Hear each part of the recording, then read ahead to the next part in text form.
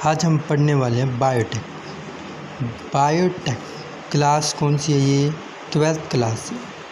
कौन सी क्लास का चैप्टर है? ये क्लास 12th का चैप्टर है, 11th चैप्टर है। ठीक है, 11th और plus 11th plus 12th class 12वीं का 11वीं और 12 ही चैप्टर है। 11-12 दोनों बायोटेक्नोलॉजी के चैप्टर हैं। ठीक है, बायोटेक्नोलॉजी में जानने वाली जो मेन बातें हैं वो पहला आपको पता होना चाहिए कि डीएनए क्या होता है। ठीक है, डीएनए का स्ट्रक्चर कुछ कैसा होता है। ठीक है, कुछ ऐसा स्ट्रक्चर होता है डीएनए का, आप समझ पा रहे होंगे। ओके, ऐसा कुछ स्ट्रक्चर होता है डीएनए का। अब डीएनए को जानना क्यों ज़रूरी है? क्योंकि बायोटेक को मैं अगर रिलेट करना चाहूँगा, अगर आप जल्दी से समझ पाएँ तो बायोटेक है क्या। आपने बचपन में सीआईडी देखा होगा और उसके अंदर डॉक्टर शाहरुख है। फॉरेंसिक साइंस देखा होगा आपने।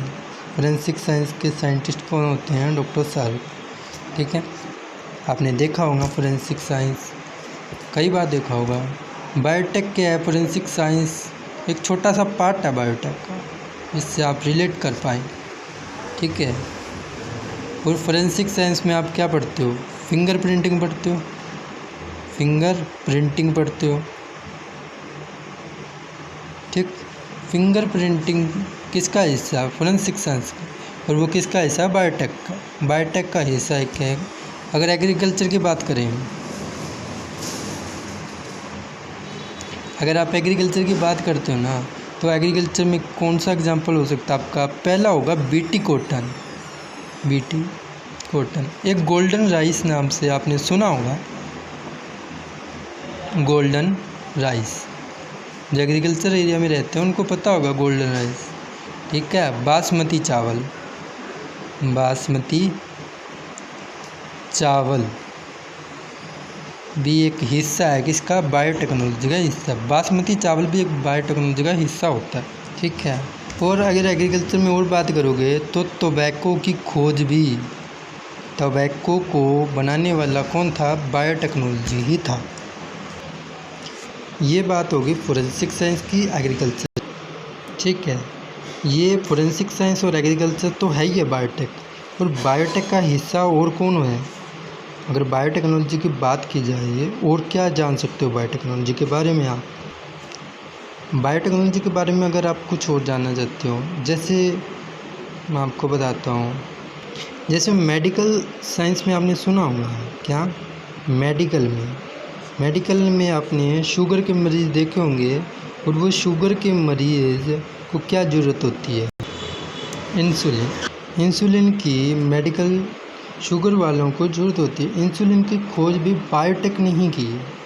ठीक है, बायोटेक के अंदर ही इंसुलिन की खोज की गई।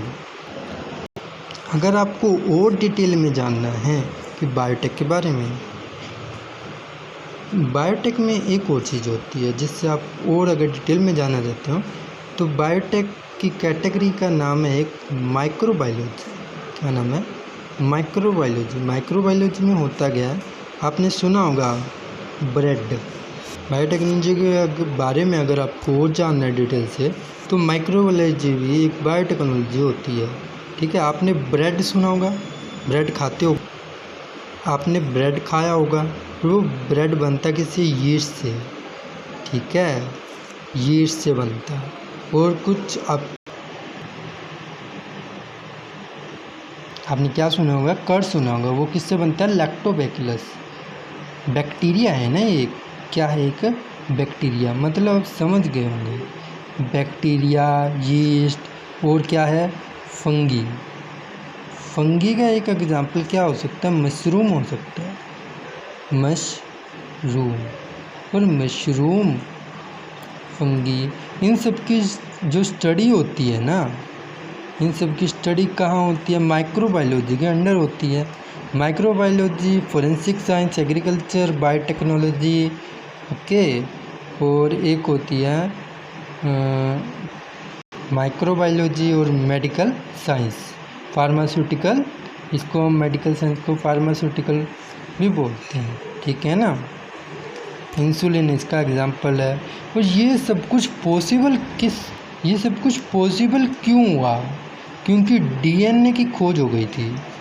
ठीक है, अगर आप ध्यान से देखोगे कि ये सब कुछ, इतनी सारी खोज आखिर पॉसिबल कैसे हुई, इसका सिंपल सा रीज़न है कि डीएनए की खोज हो गई थी। क्या हो गई थी? डीएनए की खोज हो गई थी। ये सब कुछ पॉसिबल कैसे हुआ? क्योंकि डीएनए के कारण ही सब कुछ हुआ। इसीलिए मैं कह रहा हूँ कि बायोटेक्नोलॉजी को अगर समझना है तो डीएनए को आपको समझना पड़ेगा पहले, क्योंकि आधी बायोटेक्नोलॉजी तो डीएनए पे बेस्ड है, क्योंकि फोरेंसिक साइंस डीएनए पे बेस्ड है।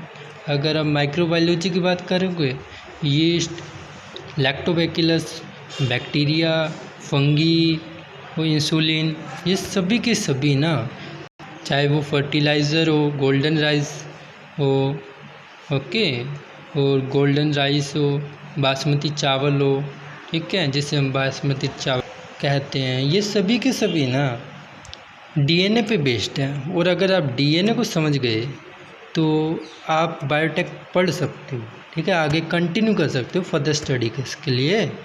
इसीलिए मैं कह रहा हूँ कि बायोटेक को समझने से पहले आप डीएनए की स्टडी कंप्लीट कर लीजिए, ठीक है। जैसा कि मैंने मेंशन किया कि मैं आपको बायोटेक्नोलॉजी की बेसिक थिंग्स को इंट्रोड्यूस करवाने वाला, ठीक है। बेसिक में क्या होगा, अगर किसी ने कोई पहली बार बायोटेक्नोलॉजी पढ़ रहा है तो एक बार वो के लिए आपको मतलब बेसिक थिंग तो क्लियर हो जाएगी। और अगर आप एडवांस पढ़ना चाहते हो तो इस पे भी हम वीडियो बना देंगे, ओके। आप कमेंट में बताइए कि आपको एडवांस पढ़ना है। अब डीएनए की बात की, बायोटेक्नोलॉजी की बात की, हम चैप्टर को स्टार्ट करते हैं। डीएनए क्या है? एक जेनेटिक मटेरियल। और कौन कौन से जेनेटिक मटेरियल होते हैं? डीएनए, आरएनए और प्रोटीन, ओके। डीएनए, आरएनए और प्रोटीन क्या होते हैं? Genetic material. जेनेटिक मटेरियल, इनको क्या बोलते हैं? Genetic material. अब बायोटेक्नोलॉजी क्या होती है?